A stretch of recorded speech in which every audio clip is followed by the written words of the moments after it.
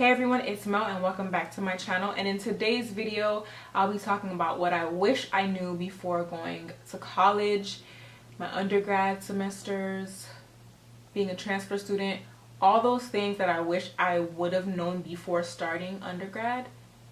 I'm gonna tell you. Now this is a story all about how my life got flipped, turned upside down. The very first tip, like most important tip out of all tips I might give you today from my experience, is make sure your financial aid is together. Okay? No, for real. Like, you have to make sure financial aid is together, especially if you're going to be living on campus as a freshman. You need to make sure that the government gave you enough money or enough loans to pay for all of that, because as a freshman you're coming in to a new dorm, meal plan on top of academics. That's a lot of money. So you definitely want to be on top of your financial aid from Jump Street. Now, unfortunately, with financial aid, they be trying people, and you know, it has happened to me. And another thing is, you need to talk to multiple financial aid advisors. If there's 4 of them, you need to talk to at least 2 to 3 people, because somebody's going to tell you false information and somebody's going to tell you something that you didn't even have to do, or and I'm like, oh yeah, your account is fine, and then you try to pick a class and your account is on hold. So you definitely want to talk to different people and figure out what kind of loan you're going to have, or your financial situation. Are you taking out a private loan? Are you doing, you know, financial aid loans, the unsubsidized or subsidized loans? All those questions, like, you need to ask. Biggest thing, make sure your financial aid is A1, is taken care of, and you'll be okay. If I'm looking down, it's because I have notes, so I don't want to miss anything for you guys. My second tip for you guys would be, get you an advisor that really cares about your dreams, your goals, all of that. Because from my experience, I think I went through like 4 advisors before I found somebody who actually cared about my vision long term.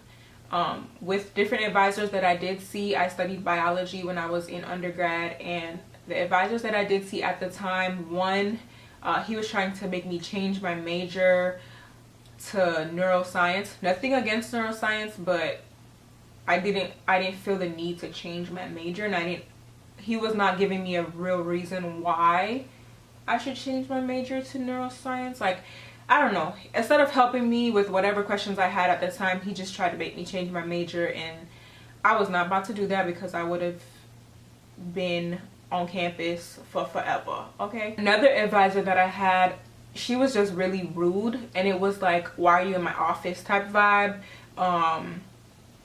She was just rude. Like, I didn't feel like a concern from her. It was like, oh, another student is coming in my office to see where they're at and see where they're graduating and da da da da.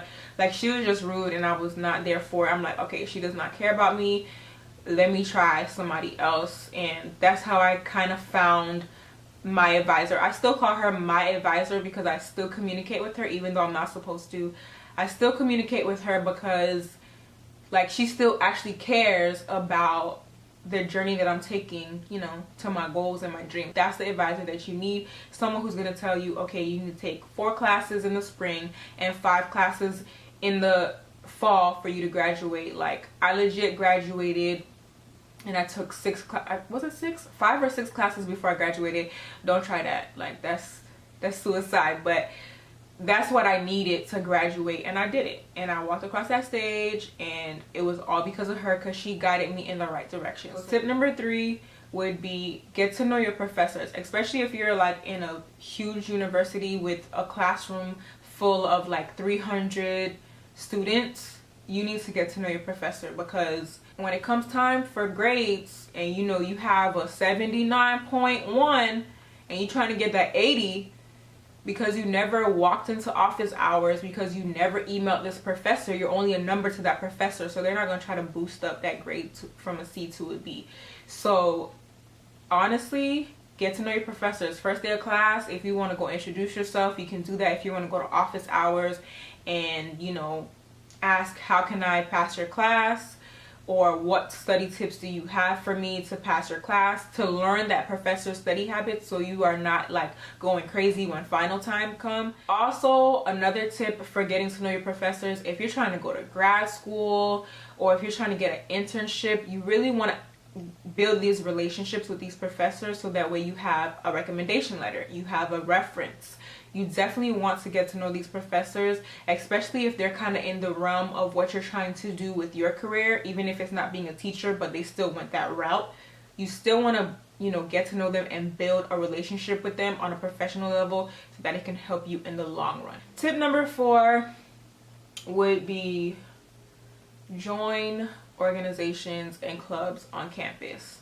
Literally, that's what made my college career bomb. Like, you need to be social. Now, you have to balance all of this, and it's actually pretty hard. I actually can't tell you how I did it because I struggled with balancing, but you need to be a part of, you know, the social crowd, organizations, clubs, because that gives you opportunity to network, and it also gives you an opportunity to figure out what it is that you really want to do as a career. Like, it really helps you. If you want to be in communications and your major was education, and because you did something, a part of a club, now you know what your passion is. If you didn't really have any guidance, you were just doing education just to do it. So joining organizations and clubs on campus definitely molded me to who I am. Like, for real, for real. So shout out to Combi Creole, NAACP, Alpha Kappa Alpha, boom. Like, literally, y'all don't understand. Those organizations and clubs definitely helped me. If you're like this shy person, if you're this shy person who doesn't want to talk or leave your room or any of that stuff, like, joining organization is going to definitely help you get out of that comfort zone. Like, I joined organizations. I became a part of E-Board, which is an executive board where I had to speak in front of people, which I still to this day hate doing. In front of a camera, it's a lot easier, you know, because I have to edit and I can edit stuff out and stuff. But in front of people, I shake. I feel like I'm sweating. It's just a hot mess. But it helps you get out of your comfort zone, and you end up finding something that you didn't even know you would love, and you end up loving it. Another thing about joining clubs and organizations is you make friends with people that are going to be in your life for the rest of your life. Like, in college, you basically make your long-term friends. But if you don't, let's say you're not close to your roommate, or you and your roommate, you know, you guys don't click or vibe, you know, together, in organizations, you're going to find people that you just mesh with, and then you end up becoming really good friends with them, and girl, it's just bomb. Okay, so tip number 5, find a job that's on campus. That way you don't have to leave, because parking, even if you live on campus, parking is horrible. Okay, just horrible. So you want to find a job that's on campus to make life easier for you. If you work on campus, you can get to your class, you know, ASAP. You can go here, you can go there. You know, you have to work at 3, and you have class in the morning. Like, it just makes life a whole lot easier, and it helps you balance life out as well. Remember when I was talking about balancing? Working on campus is just easier. There's certain jobs on campus where if you don't live on campus, there's certain jobs that will pay you enough for you to be able to afford your rent and stuff like that. So certain jobs that were on my campus was, you can work in the student union, you can work in like the registrar's office, you can work at the gym, you can work as an ambassador for the school, you can work, what other jobs? At the police department as a front desk receptionist. Actually, you could probably work a front desk position probably in any college in the university, but don't quote me on that. Definitely do your research. Also, online for whatever school that you're going to, there should be like a career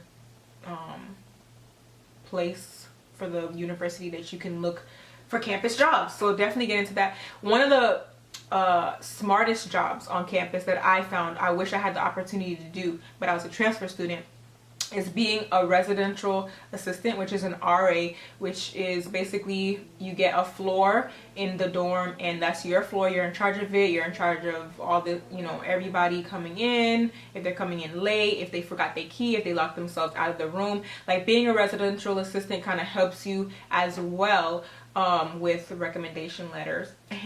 And in certain schools, like, you get your own room as an RA, and you don't have to pay for your room because you are an RA, and you get paid. Like, it's a win-win all around. Like, if you have the opportunity to be an RA, definitely look into that. So if you're a freshman going into college for the year of 2017-2018, when springtime rolls around, if you're trying to be a residential assistant, you need to apply in spring, so that way it can help you make a little side money while you're going to school at the same time, and you might get free living out of it and free meals. I'm not sure, don't quote me on that.